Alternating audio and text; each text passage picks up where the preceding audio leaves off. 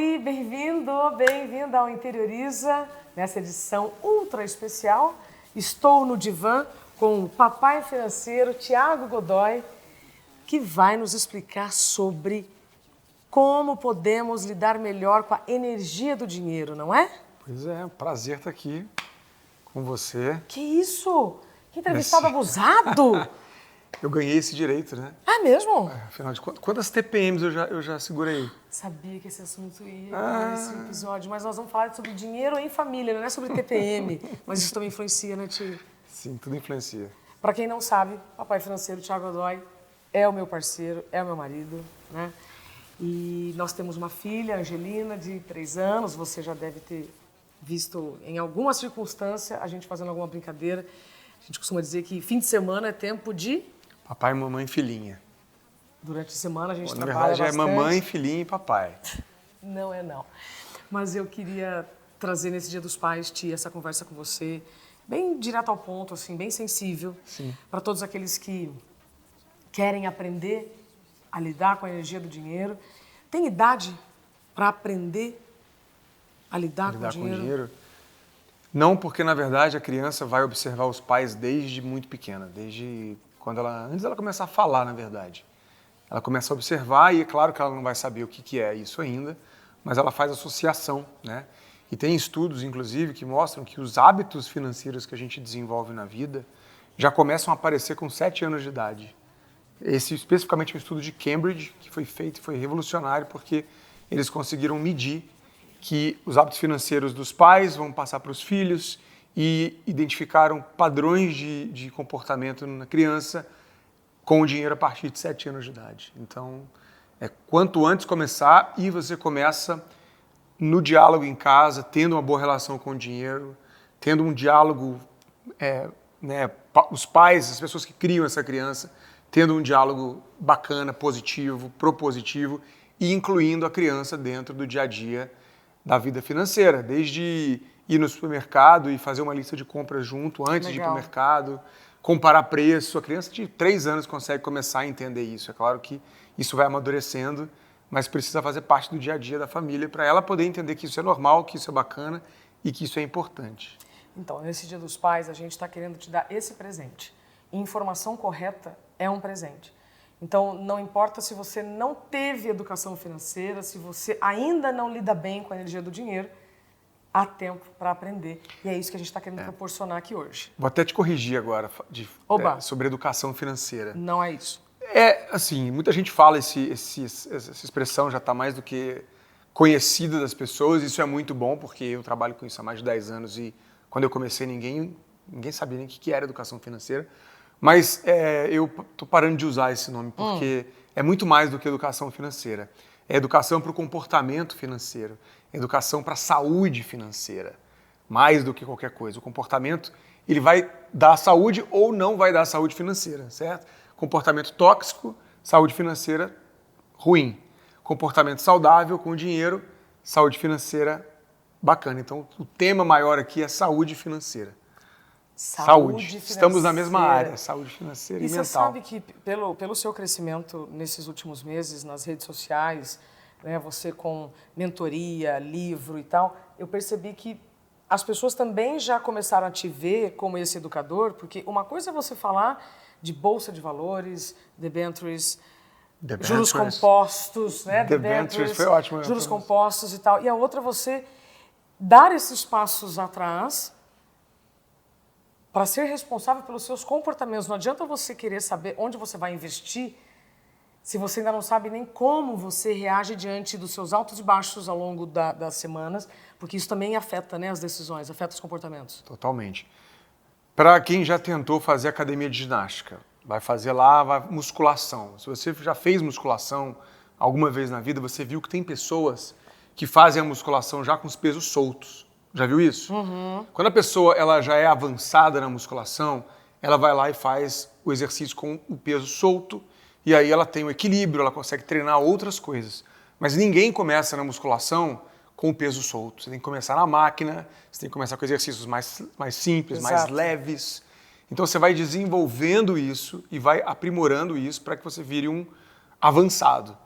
O erro que eu acho que as pessoas cometem, que eu vejo as pessoas errando o tempo inteiro, é acharem que por elas quererem começar a fazer atividade física, a musculação no peso solto. Isso aqui na educação financeira equivale a você tentar começar aprendendo na bolsa de valores, por exemplo. Ou seja, está gastando energia ainda no lugar errado. Porque você não tem preparo ainda para você entender. Na verdade, muita gente até entende de bolsa de valores, de investimentos, mas ela não se alinhou aqui no mais importante, que é como que ela vai usar esse recurso para a vida dela e como que isso vai servir para os objetivos dela. Isso é muito mais importante do que entender tecnicamente. Bem interessante. Ou seja, não é sobre fazer planilha. Qual é a ação que está rendendo mais? Não é esse caminho que nós estamos propondo. É antes disso. É bem antes disso. Quando você coloca a mão aqui, né, quando a gente fala eu preciso, veja só, quando você fala assim, eu preciso aprender, eu estou colocando a mão sobre o meu coração. E tem gente que acha que decisões financeiras ou comportamentos financeiros está só relacionado a bolso e cérebro. E você carrega aqui uma chave, né, bem interessante, que é o seu amuleto. Coração com o cifrão. Qual é a relação das emoções com os comportamentos financeiros? Total, o tempo inteiro. Porque a gente vai tomar decisão mediante o que a gente quer, certo? Quando você quer uma coisa, pensa em você. Você quer uma coisa. Quero uma coisa. Por que você quer uma coisa? Porque eu sinto que eu mereço, que eu estou precisando às vezes. Mais o quê? Você merece o que você está precisando. Porque eu achei bonito, porque eu gosto, porque há uma necessidade também, né? Mas antes disso, por que você achou bonito? Boa pergunta. Por que você gosta de uma coisa específica? Porque vai ter alguma coisa naquele produto que conecta comigo. Conecta com você. Por quê? Por alguma questão que eu não sei explicar. Beleza. Quando isso está equilibrado, quando isso está saudável, ou seja, você está comprando as suas coisas e está tudo bem, você paga as suas contas, você consegue fazer tudo, ainda tem dinheiro para investir para o futuro, ainda consegue realizar coisas mais importantes. Quando isso está acontecendo, ótimo. E quando isso não está acontecendo? E quando você está comprando coisas que você não pode pagar? Opa! Quando você está tendo sonhos que ainda... Você está buscando realizações que você ainda não pode pagar. E aí você está pegando, por exemplo, e parcelando tudo que você não tem dinheiro para pagar hoje, com a esperança que você vai conseguir pagar depois. E aí no meio do caminho você se enrola porque você comprou outra coisa que você quer também, porque você sente que você merece, que você gosta. Quando é que você vai fazer isso de uma maneira saudável? Por que uma pessoa não faz isso de maneira saudável? Porque ela está buscando recompensas no lugar errado. Uma das coisas que eu acho. Tá. Porque tem gente que se dá presente. Tem gente que se anestesia. Que vê na compra, né, uma fuga da realidade, que aí produz aquela serotonina rápida, aquela carga rápida de prazer e nunca está satisfeito com nada. Isso também. Mais ainda. Por exemplo, eu tenho um mentorado que ele é pai de 2 filhas, ele é separado, ele está com uma filha de 11 anos e uma filha de 21 anos. E ele se endividou, pegou um empréstimo de 150 mil reais para pagar uma viagem para as filhas dele para a Disney. Ele gastou 150 mil reais na Disney. Ele não quis mostrar que ele perdeu. Porque ele não tinha condição de pagar? Você acha que é isso? Reconhecimento. Medo do julgamento, das filhas, inclusive. Nossa, agora meu pai não pode me levar para Disney. Será? Você acha que isso acontece? Acho. Acontece muito. Só que quando acontece um negócio desse, parece que é uma coisa, nossa, fora da curva. Esse cara é um louco, é um irresponsável. E essas pequenas coisas que a gente faz, que acontecem com a gente o tempo inteiro? Quais são as pequenas coisas que a gente faz e parece que são inofensivas, mas no fim do mês podem provocar Quais são as pequenas bastante estresse? Quais são as pequenas coisas que você já fez que pareciam inofensivas e que te deram problema? Eu, Isabela? Lá atrás, quando você tinha uma renda mais contada. Mas a entrevista de quem, gente? Sou eu entrevistando, ele me entrevistando, né? Nossa, tia, Você é meu exemplo aqui. Ué. eu já considerei cheque especial como parte do salário. Sobre desvios de comportamento, tá? Já achei que o cheque especial, então, fosse parte do salário. Quando eu comprava no cartão, não, a gente parcela. Gente, depois as parcelas se encontram. E miudezas, assim, sabe? Brinquinho, pulseirinha, essas coisas sempre me deram essa carga rápida de prazer. Ai, não, vou comprar aqui um negocinho. Fora depois produtos mais caros, né? Tá. Digo, Você trabalha desde que idade? 12. Quando é que na tua vida que você sente que você começou a juntar dinheiro? Não é meia dúzia de reais, não. É um dinheiro assim que começou a fazer diferença para você. Neste momento, o entrevistado está puxando a sardinha pro lado dele. Nossa, não necessariamente. Depois que a gente começou a conversar mais sobre isso abertamente, depois que você chegou na minha vida com muitas orientações, mas foi de 2018 adiante. Antes de 2018, você não tinha dinheiro guardado, investido? Pouco. Muito pouco. Muito pouco. Eu lembro que você tinha... eu lembro que você tinha um dinheiro, assim, uma grana que, sei lá, dava para viver uns 3, 4 meses no padrão de vida que você tinha. Que sempre foi muito simples. Assim, simples, mas você tinha uma grana reservada. E eu lembro que você investia num produto de um banco aí conhecido, que eu não vou citar. Não podemos. Que eles chamavam de investimento, mas que rendia 5% da taxa Selic, que é nada. 5% da taxa Selic é praticamente você deixar o dinheiro parado, porque ele não tem nenhum rendimento. E você estava com esse negócio ali há muito tempo. E estava lá investido. E quando eu vi aquilo, e eu pedi para o seu gerente para te responder no WhatsApp quanto que rendia o negócio, e ele botou 5% do CDI, que é a Selic, eu não acreditei. Porque eu, trabalhando com isso há muito tempo, não sabia que tinha banco que vendia produto como se fosse investimento, que só rendia nada, assim. Porque é muito pior do que a poupança, que já é uma porcaria. Então eu lembro que eu fiquei indignado, assim, indignado com a cara de pau do banco de fazer isso. Eu estou falando isso com você, porque imagina, quem te vê, está te assistindo e fala, nossa, a Isabela sempre foi planejada, sempre foi educada financeiramente, sempre juntou dinheiro, sempre, né, da Globo, né? Então, você só começou a fazer isso depois que você viu que tinha essa importância. E eu não fui lá e fiquei controlando o teu dinheiro, nunca fiz isso. Mas só o fato de eu dizer para você que é importante, Sim. Você já começou a pensar em relação a isso de forma diferente. Sim. Começou a ver como eu fazia, começou a ver o meu estilo, e isso te influenciou. Então, acho que o que a gente mais precisa... Por que eu estou falando isso? Porque a gente está falando de Dia dos Pais aqui, né? Pais, né? Pessoas responsáveis por criar uma criança. O mais importante é ele ver que a possibilidade existe. Que você tem um caminho que você pode construir de saúde financeira, realizando o sonho, conquistando objetivos, sem precisar perder qualidade de vida. Você perdeu qualidade de vida desde quando a gente está junto? Só melhorou, não foi? Não foi? Sim. Muito por mérito seu também, que você, né, foi lá e começou a empreender e tudo mais. Mas assim, fora isso, a gente muitas vezes associa a prosperidade unicamente ao volume de dinheiro. Nossa, eu vou ter prosperidade quando tiver muitos milhões. E muitas vezes a pessoa tem milhões, esse empresário ele tem dinheiro, só que ele não sabe lidar com o dinheiro, ele tem uma renda alta e gasta tudo, porque ele não sabe lidar com aquilo. Então o mais importante é você ter realmente uma consciência para você lidar com a renda que você tem hoje. Para você, não, quando você tiver mais, você vai saber melhor ainda lidar com a renda que você tem.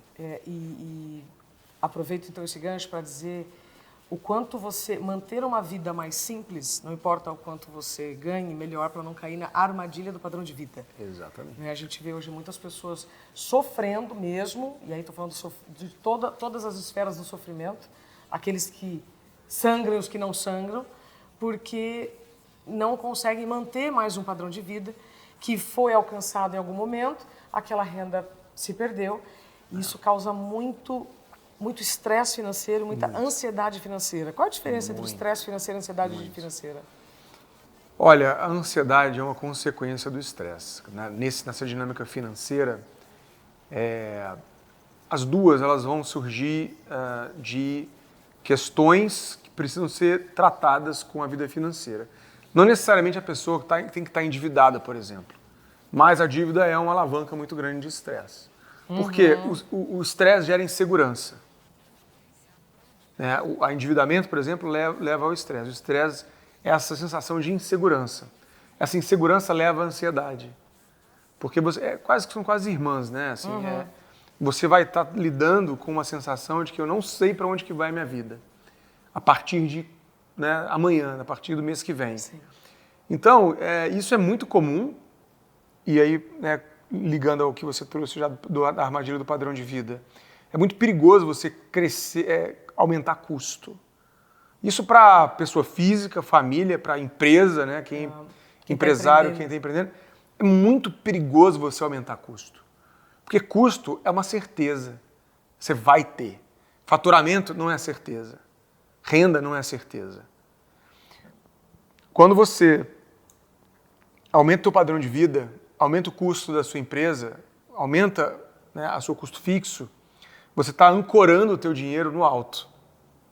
Ou seja, você vai precisar faturar aquilo ali para cima a partir do mês que vem. Quando você gasta o que você ganha, você se força a ter que faturar mais. E o faturamento, seja de um indivíduo, seja de uma empresa, ele não é algo garantido. Você tem certezas em relação a isso. Então, na tua vida pessoal, de família, é muito importante você ter essa consciência de que viver de forma mais simples não é viver uma vida de penúria, uma vida de total escassez. Pelo contrário, é você viver abaixo do que você poderia viver. É você ter um carro mais barato do que você poderia comprar. É você ter um apartamento mais barato do que você poderia pagar. É você comprar coisas que você poderia pagar o dobro, mas você compra mais barato.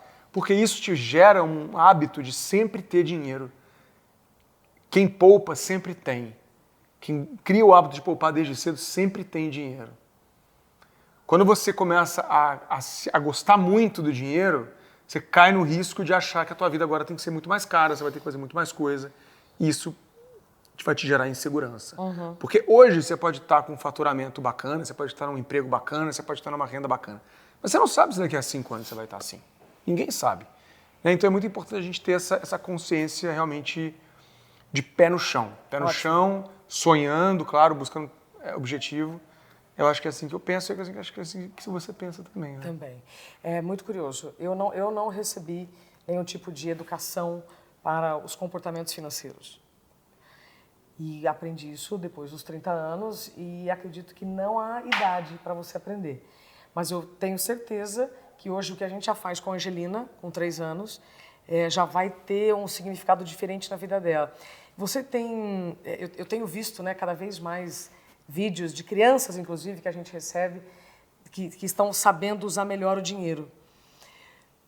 O quanto o papai financeiro pode ajudar nas famílias, e aí nós não estamos falando só para adultos, mas também para crianças. O quanto você pode ir junto com esses pais nessa jornada de educação sobre os comportamentos financeiros, quanto mais cedo, melhor. Eu falo isso, eu faço em mentoria, em palestra, em tudo quanto é intervenção que a gente tem feito, né? Primeiro vem o pai e a mãe, primeiro a sua educação financeira. Porque não adianta você querer que o filho faça na escola e na hora que ele chegar em casa e ver você caótico, ele vai imitar aquilo. A criança vai repetir os padrões dos pais. Vai repetir a questão do consumismo, ela vai, se você compra muita coisa, ela vai ver isso, se você briga por dinheiro, ela vai ver isso, se você teve muitas variações durante a vida e ela sentiu aquela instabilidade, isso é o mais complicado. O mais complicado é a tal da instabilidade. E aí você vê famílias, às vezes, que têm uma grana, chegaram num certo patamar, cresceram na vida, mas por não planejarem, a instabilidade vai acontecer. Quando você está planejado, você consegue segurar e não sentir muito essa instabilidade. Quando você não está planejado, você vai sentir a instabilidade ao extremo, ou seja, a pessoa está lá, vivendo num apartamento de 300 metros quadrados, tem um problema financeiro, ela vai lá e se muda para uma comunidade, morar numa casa de 1 quarto e a família sai de uma riqueza para uma pobreza. E isso gera um trauma muito grande nos adultos, imagina na criança. Então, é muito importante para o pai e para a mãe olhar para isso e já começar a se educar financeiramente. Primeiro você, depois o casal, depois os filhos. E aí os pais podem fazer isso todos os dias, como prática. Claro, assim, a gente complica muito, na verdade, né? A gente acha que é muito complexo, mas é a mesma coisa quando você vai ensinar o seu filho a escovar o dente. Né? Você vai ensinar ele a escovar o dente, ele vai ver que você escova o dente. Você vai falar que é importante tomar banho, ele vai repetir. Tomar banho. Você vai falar que ele tem que comer saudável, ele vai te ver comendo saudável. Agora, se você fala com seu filho que ele tem que comer saudável, ele não te vê comendo, né, um legume, uma verdura, ele não vai achar que isso é importante. Porque ele vai ver, ele só fala, mas ele não faz. Então, é aquela coisa assim, não adianta você querer criar filhos calmos se você não é calmo, se você não é calma. Se você é uma pessoa estressada, seu filho vai ser estressado. Se você grita em casa, seu filho vai gritar em casa. Porque a criança normaliza, né? A criança, ela só coloca como normal aquilo ali que ela está vendo todo dia. Pronto, então já entendemos que os filhos repetem o que os pais fazem, não importa o que aconteceu conosco nesse quesito, a gente pode aprender a fazer diferente. E aí, para a gente partir aqui para a conclusão, acho muito importante a gente relacionar a questão da saúde financeira com a saúde mental.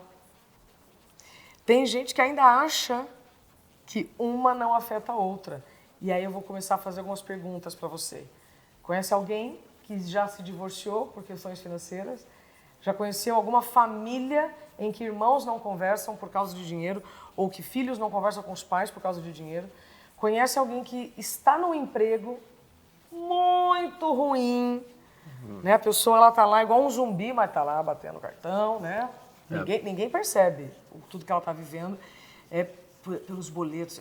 Eu acho incrível quando a turma fala assim, mas eu não posso sair daqui porque eu tenho que pagar os boletos. Rapaz, ou você sai com saúde ou você vai sair numa maca, né? Dentro de uma ambulância, como eu já vi muitas pessoas, acontecendo com muitas pessoas. Então, nós sim precisamos falar sobre isso cada vez mais. Problemas financeiros vão afetar a saúde mental. E a saúde mental pode trazer consequências financeiras. Quando você soube que você seria pai, você sentiu medo, angústia, né, do quanto você seria agora responsável, além de você, de mais uma vida? O quanto essa questão financeira afetou o seu emocional? É engraçado porque eu acho que eu tinha mais medo disso antes de ter filho do que depois. É mesmo? Com certeza. Porque eu acho que a gente vive numa coisa assim, numa ansiedade, né, de achar que não vai dar conta, de não vai conseguir, se acontecer tal coisa, e se eu não estiver preparado, e se eu não tiver maturidade. E aí a gente acaba não fazendo várias coisas na vida por esse medo, né? E na prática, quando acontece, é sempre muito melhor do que você pensava. Então, assim, claro que isso passa pela minha cabeça, a gente tem, acho que mais responsabilidade, porque não é mais sobre mim. E mesmo antes disso, né, a gente já estava junto, então já era uma coisa eu e você. Então, já tinha mudado nesse sentido. Eu não, desde que eu me casei, eu não uso meu dinheiro da mesma forma que eu usava antes. Eu não tenho nada a ver com isso, tá, gente? Nada. Não, mas é natural isso, porque imagina se fosse assim, agora eu vou usar do jeito que eu fazia quando eu era solteiro. Não pode ser assim. Não, até o estilo de vida é outro, né? É pra família, tudo pra família, né? A gente acaba sendo uma unidade. E faz parte você olhar para o coletivo, principalmente quando você tem uma família. Então, acho que só aumenta essa coisa do coletivo, da responsabilidade, acho que o dinheiro ele é usado para a gente conquistar coisas, né? Para a gente ter objetivos, para a gente crescer com as pessoas que a gente mais ama. E o filho, a família que a gente formou é a coisa mais importante da minha vida. Então, eu acho que eu tinha muito mais medo antes de ter uma família, de ser o dia da conta, do que hoje que eu tenho uma família. Porque eu sei que se acontecesse, a gente, além de estar planejado, né, de estar seguro de alguma maneira, a gente não sabe, né, também nada, mas ninguém tem bola de cristal, mas a gente tem uma segurança. E ao mesmo tempo eu sei que se acontecer alguma coisa, a gente vai dar um jeito, a gente vai conseguir. Ninguém vai passar fome, a gente vai conseguir vencer. Então acho que esse medo acontece mais com quando você não tem. Quando você não tem a família. Fica na imaginação. Nossa, filho, nossa e tal, como é que é e tal. Fica no campo da imaginação. Então, você acha que você pensa assim também? Ah, sim, até porque antes de eu conhecer esse rapaz, que está aqui, né, no divã hoje do Interioriza, eu tinha mais certeza de não ter filhos do que ter. Eu achava que eu não seria mãe nessa vida. Aí quando eu te conheço, né, sabendo de todo o seu repertório com criança, a sua relação com o seu pai, com a sua mãe fez toda a diferença. Então hoje nós temos a Angelina, olha agora, a entrevistadora pegando no entrevistado, gente. Ela está fazendo uma cerimônia para encostar em mim. Só que pode. Ô tia, agora me conta o seguinte, quando você mais admira a paternidade? O que você mais gosta na paternidade? O que eu mais gosto na paternidade? O que você mais gostou de ser pai? Que eu tô gostando, né? Porque... cara, eu acho que é uma coisa assim que é inexplicável.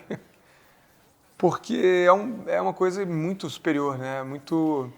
É muito inexplicável porque realmente a gente é muito pequenininho, né? O ser humano é um bichinho que está aqui nesse planetinha e tem uma coisa muito maior que a gente aí, que a gente não faz nem ideia de como é que explica.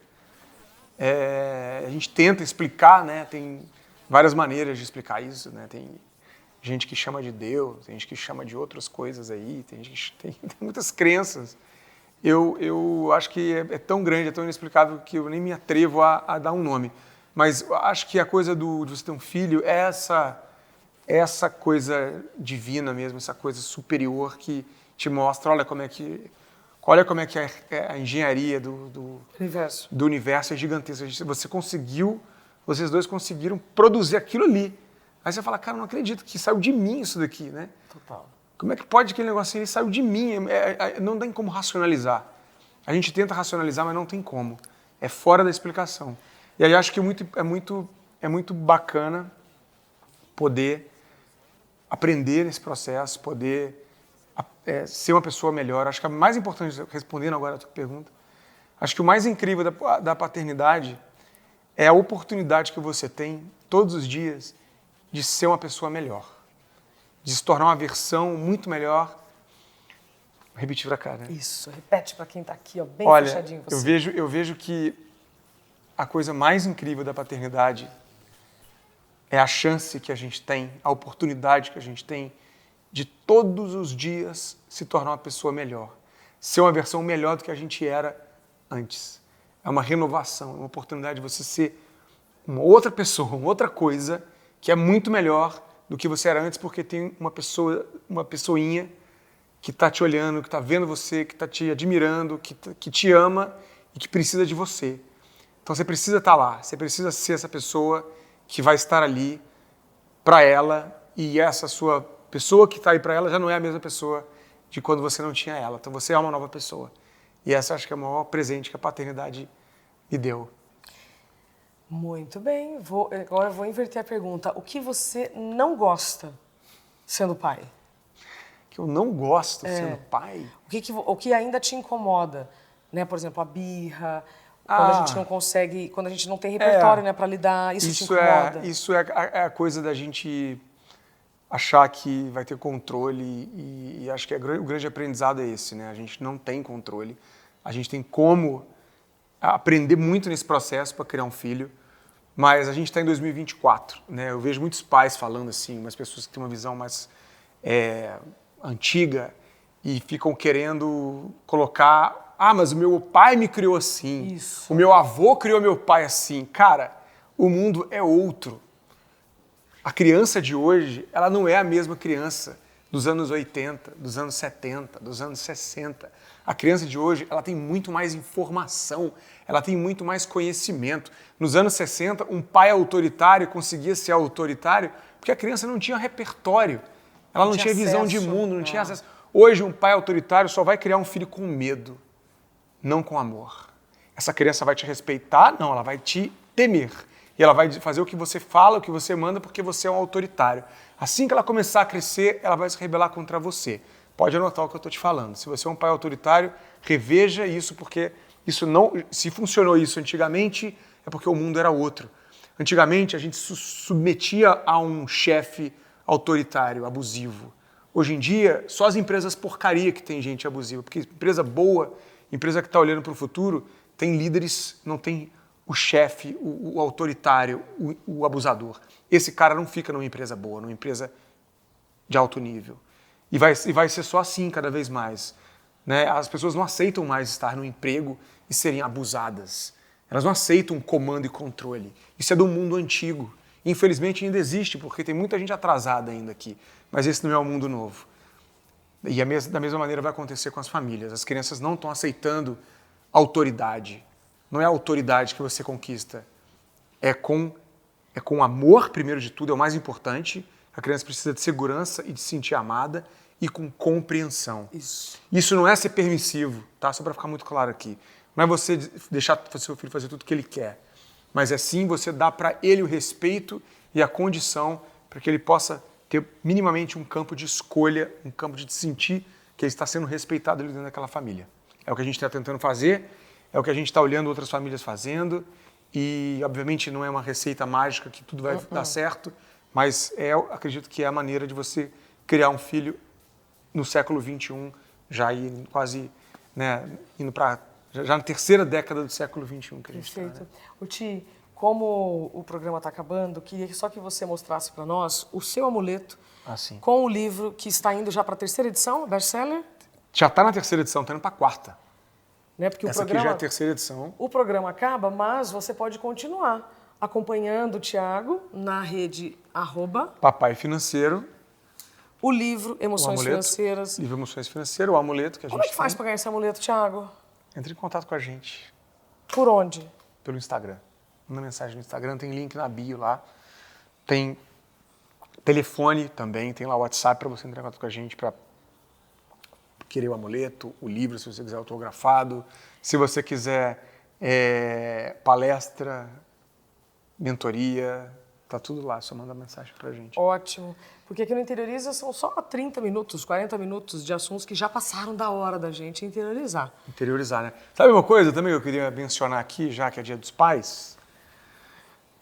Não sei no Brasil, tá? Tem que olhar esse dado, mas eu sei que nos Estados Unidos, e no Brasil deve ser a mesma coisa, nos Estados Unidos, o Dia dos Pais é o 20º feriado mais importante.